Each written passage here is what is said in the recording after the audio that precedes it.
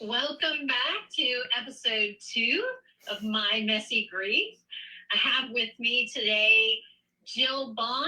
She is an author, a speaker, a podcaster, a seeker of fun. And I'll tell you, we've already had 5 minutes of laughter as we've been looking for the fun in technology. But I'm so glad that you're here. She is no stranger to grief and suffering, and yet she is passionate about finding joy, spreading joy, curating joy shots. I'm so glad that you're here today. We go way back. Way back. I won't share some of my earliest memories of you. I think I was in the youth group, and you might have been leading some mischief. But there's some great, right? There are some great memories. What? Etched into my soul. Oh gosh, that's scary now. So, well, Jill, thank you for being here today. I know you also have a passion for adventure, and we might hear some of those today too. But I want to thank you for being here. You know, we're talking about hard things, right?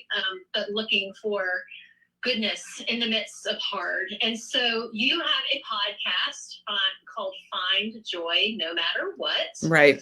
And you often speak about the topic of joy. How have you learned to find joy when life is hard?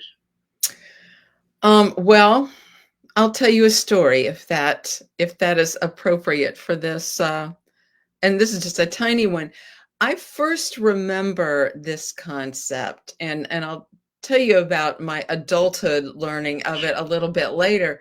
But when I was on the Tilt-A-Whirl as a child, at our street fair in my hometown of Bluffton, Indiana, I always say that's the first place I remember thinking that a human being, it was amazing that a human being could laugh and throw up at the same time. And I said, here we got joy and we got tough times right in the same place. It was a profound lesson. I didn't realize it when I was a kid, but it came back. It came back to me as an adult very much when the difficult stuff started. And I just remember throwing up, but having a good time. It's possible. That was just the beginning, though. That's great. Well, we know that there's a whole body of research about the power of play, and typically we think of play as being for children. You even reference a childhood memory, right? But what about why is play so important for adults? Oh, I think it's even more important. I know it's important for a child's emotional, even physical development, but life just starts to happen and we just get so busy. And if there is no space for play, even in our heads, I think our emotional lives just take a nosedive. I'm always saying that we need to learn how to change the channel in our minds when times get tough. And I know everybody listening in knows that when things are bad, it seems like they're worst at night when there is nothing to distract you and you're lying in bed. And I always talk about how it's like your body's lying down, but your heart is up prowling around. Your mind won't stop. It will not stop.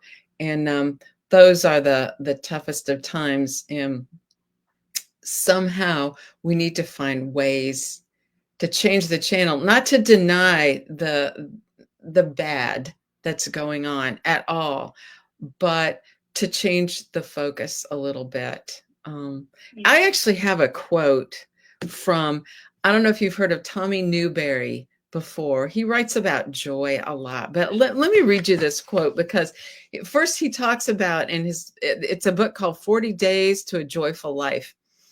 And he talks about mental discipline in it. And I said, I think all joy and play, ironically, comes from a measure of mental discipline. And I described that as sounded like low carb thinking, because that sounds like no fun at all. It sounds like a math class to me. No, it sounds counterintuitive.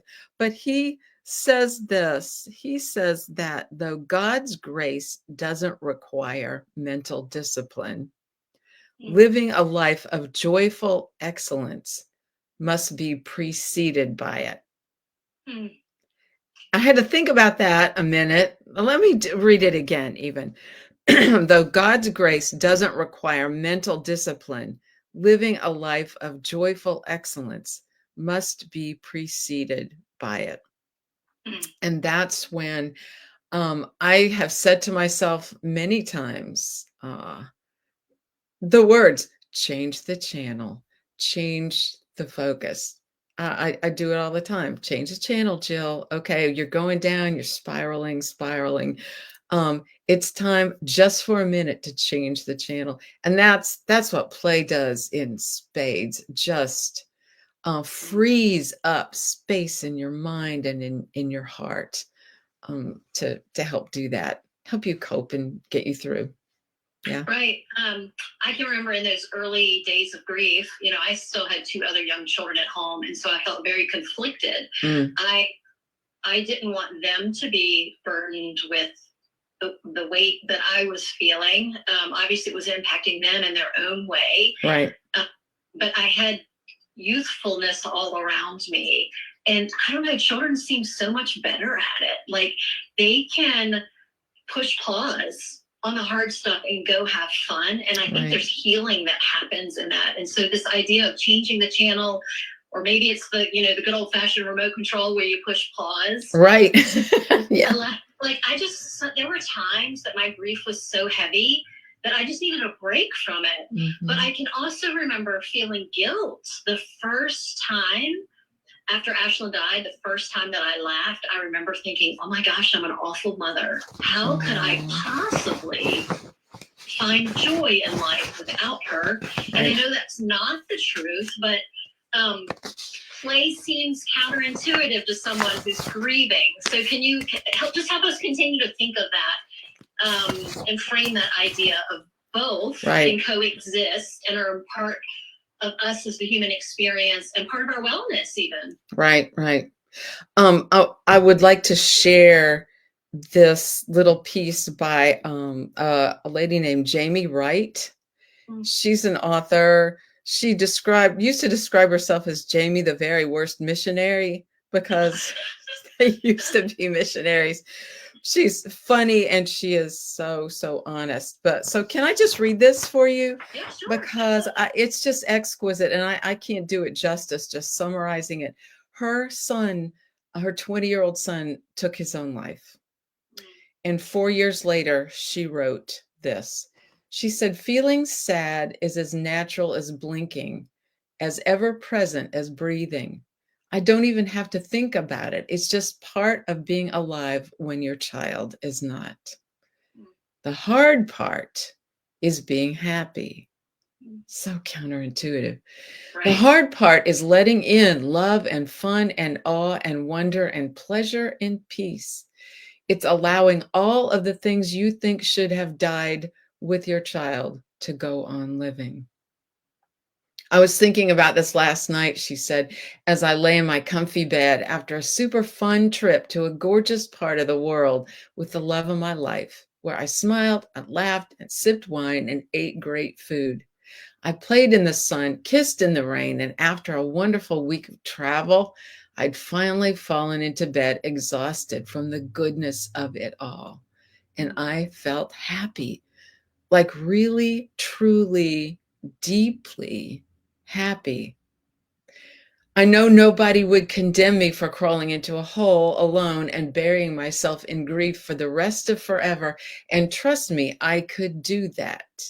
In fact, it would be easy. But I'm working hard to let myself love life and live well, not despite grief and not because of it, but right alongside it. The bad part will never not be bad, but it turns out the good parts can still be really, really good. I love that. Is that just, I don't know, it's so eloquent and she is so honest about everything. And it took her a while to get to that point. Like I said, when she wrote that, it was 4 years after her Wow. son had died. So I'm sure everybody's um, calendar for navigating grief is different. But Sure. but what you said about being happy and almost feeling guilty about it, I think it's universal.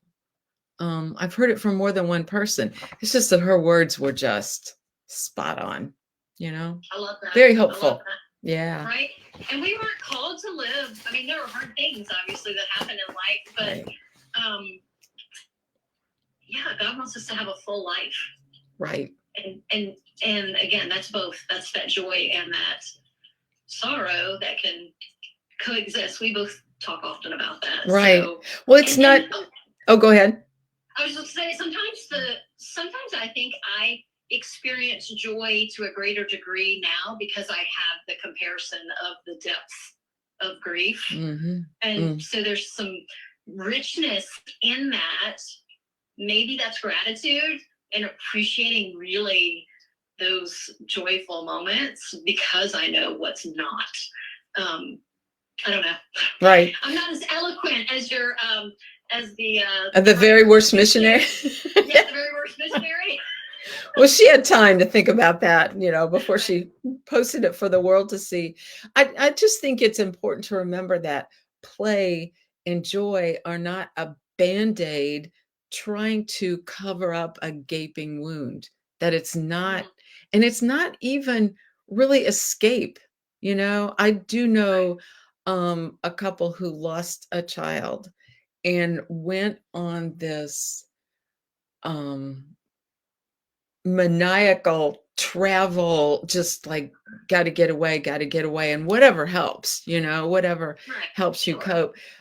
In the end, they eventually came around to, okay, we don't have to run physically anymore, and settled into some really meaningful activities that celebrated their child and that brought them joy at the same time.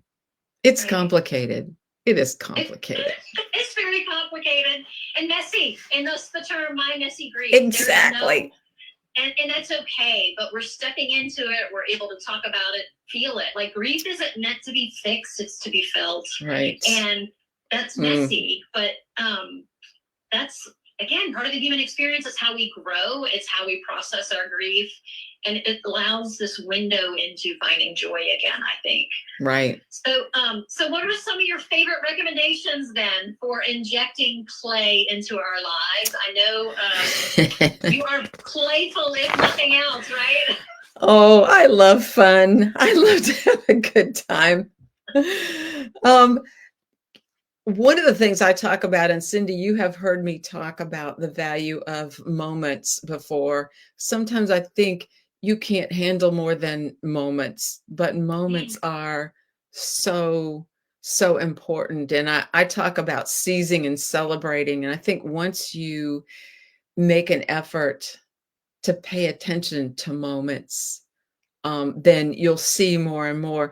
And my husband and I have done this thing for 5 years, and oh man, it has just been amazing. We've kept a 1-line-a-day journal. Wow. Have you ever seen? I don't know if you've seen those. You can get them, obviously online, where all things come from. Just put in 1-line-a-day journal, but there's just a little space. And I've told people 15 seconds every night. That's all it takes. But we decided that we would use this 1-line journal, and it goes through the whole year, and then you start on another year, and it goes for 5 years. Gotcha. And we would write down one good thing, just one. And it's not when you talk about, use the word journal, I probably shouldn't even use that word, because people say, well, I tried keeping one and I just failed and didn't keep up. 15 seconds at night. That's all. And some days are hideous. And again, thinking of one good thing doesn't mean that the day hasn't been terrible. It's just that you're poking around in there looking for something. And I said one time I got so sick, it was on a 16-hour drive. And I was so sick all the way back. At the end of all that, here we come. It's time to go to bed. I crawl to this book and say, didn't die. That's all I got. Right. But that exercise, now that we've just finished 5 years, we're starting a new journal, but we look back on five years through COVID. It started January of 2020. And I said, wow, you say 2020, it's like a cuss word now. Oh gosh. No, but we saw through some of the worst times. Ben's dad, Ben is my husband, and his father was in the hospital with COVID. He was 91. And we couldn't see him. And Ben was very close to his dad and saw him every day. And we hadn't seen him for 3 weeks. He caught COVID. He was in the hospital. And we were on FaceTime with him in his last moments. And finally he said to us, I'm ready to go. And you can't deny a 91-year-old that choice, because he knew where he was going. He was ready. And this angel of a nurse was holding her phone up, and she held it. I can't even tell you how long it was that she held it, but she held it, and we could watch the time between his breaths get longer and longer. And then finally, when his chest didn't rise anymore, Ben said, I think he's gone. And his nurse checked, and she nodded her head, and sorry. No. She cried with us. She was so sweet. And I said, watching that was the most terrible, beautiful thing I'd ever seen. His last breath on earth, and to get to see him into heaven.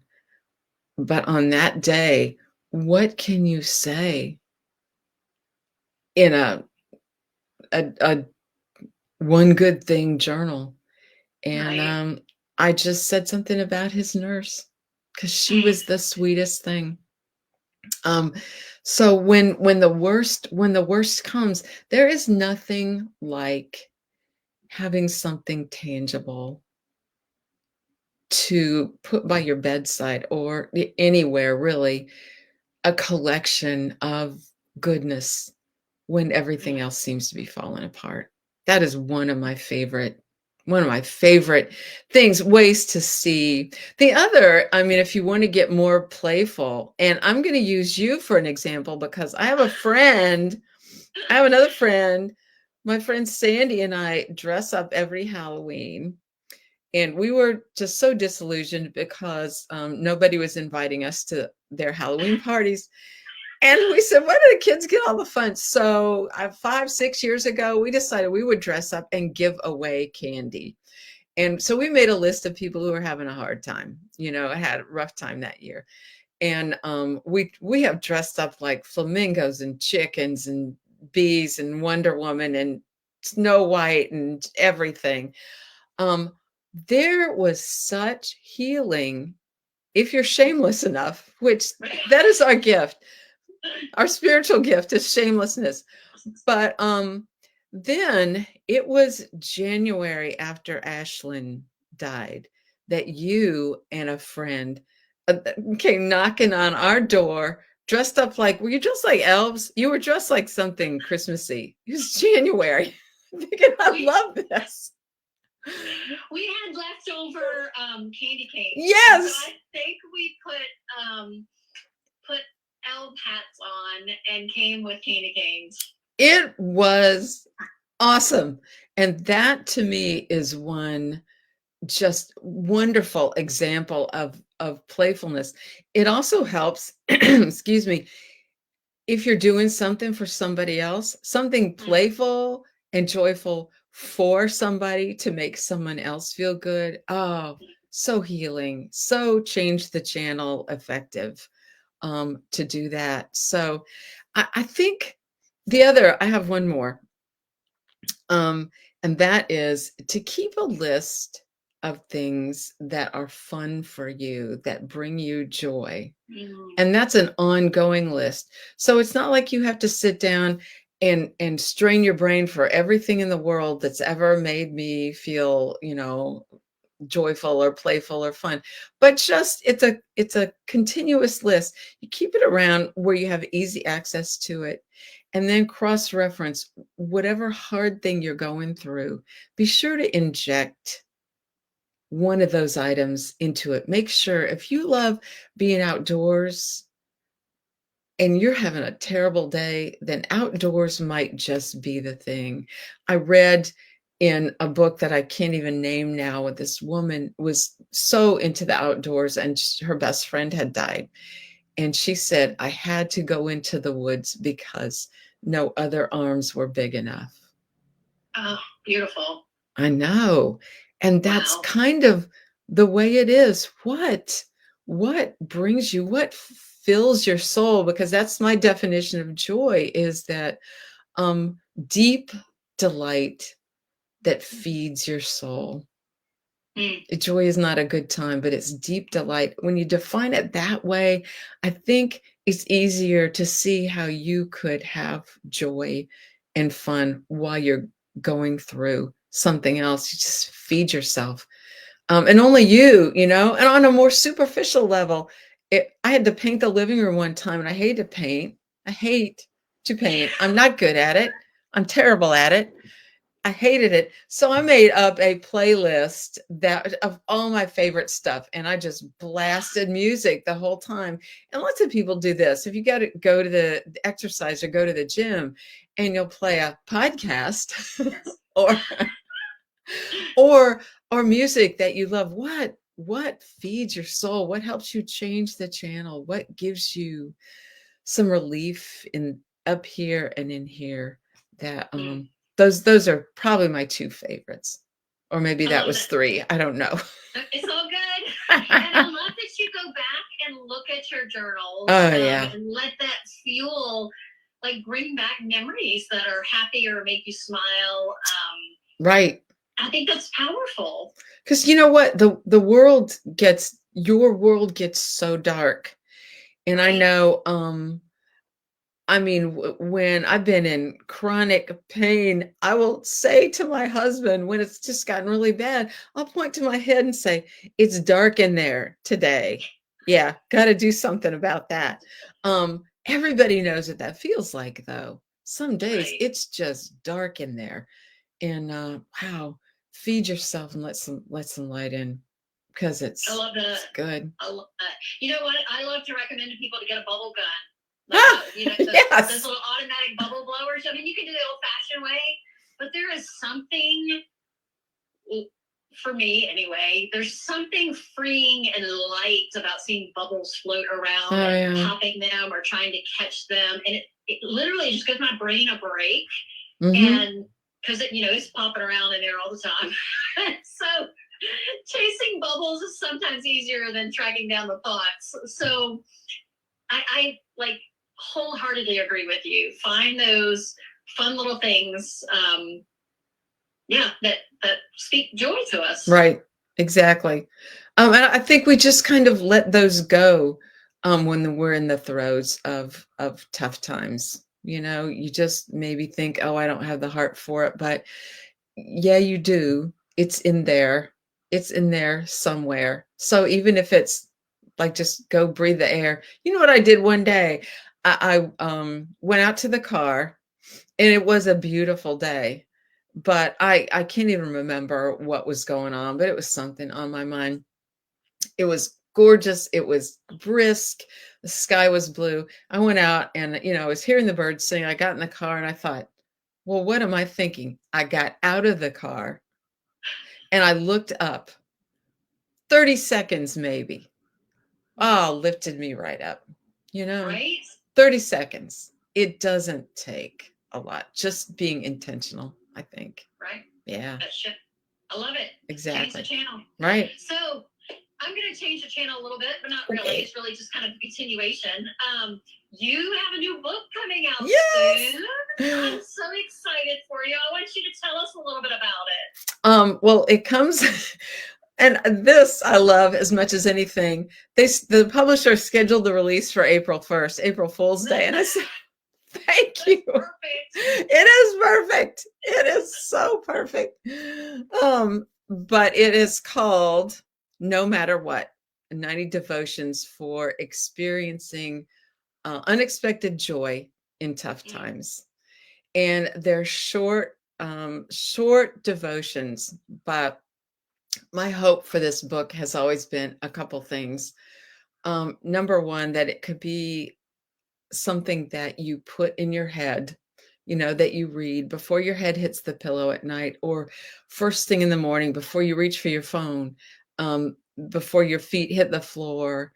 Some goodness, some uplifting, or during the day, because they're not long, but long enough. And also, I think maybe it was you or somebody else who said,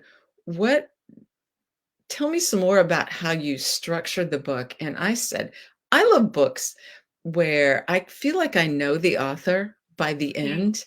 And I said, I always wanted, these are a lot of my stories, but trust me, my story is your story and everybody's story. They're about very communal things that we all experience. But number one, I had never read, and there's probably one out there, but I had never read a devotional with a sense of humor before. I said, I need this. I need some humor in there. I want people to experience joy while they read and hope for joy after they put it down. Both. Right. Both.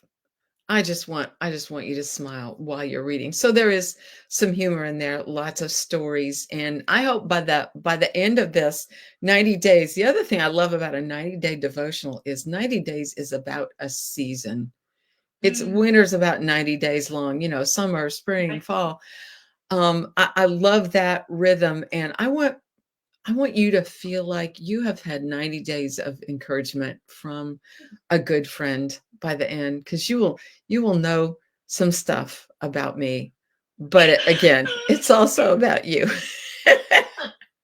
It's some stuff. It's some stuff. So I'm curious, I have to ask, are you going to do a local book signing for all your fans? Well, all my fans, I do not have one planned. Most of the time anymore, when people come out with books, very few people do a book signing because it's so convenient to access everything right here. But you can pre-order the book, and pre-orders are very important. That way you get the book as soon as it comes out, the day. So I can go order mine now? Yes, please do.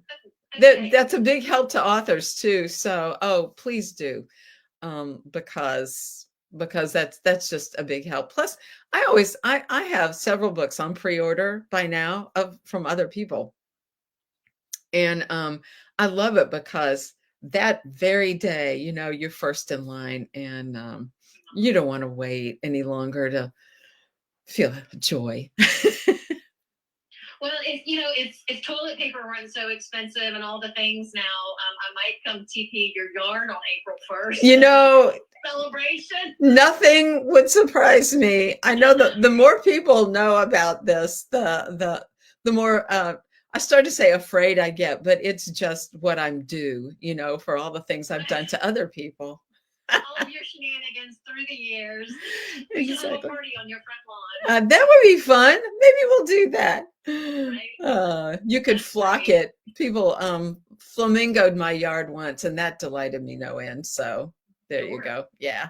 That's great. Well, thank you, Jill, for coming and sharing with us today. My extreme pleasure. Continue to unleash the power of play, and take some of those joy shots. Yes. That you like to encourage. Every day. I will. Been so fun. I love talking to you. Thank you, Jill. Take care. All right, Cindy. All right. Bye-bye. Bye.